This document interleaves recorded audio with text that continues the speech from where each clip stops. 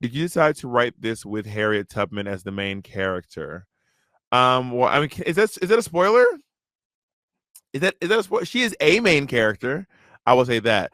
I'm gonna read the synopsis to you all now. Here we go.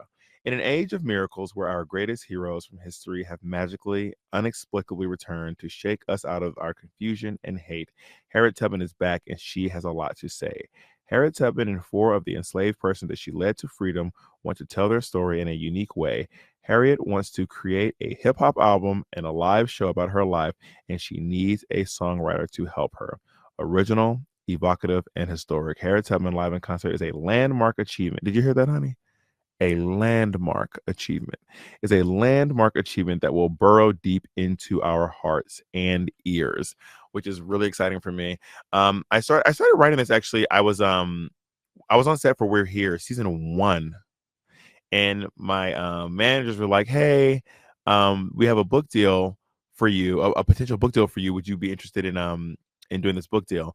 And they were like, "Do you want to write memoirs or stories?" And I was like, honestly, and hear me out when I say this. I said, I think my most interesting years are actually ahead of me.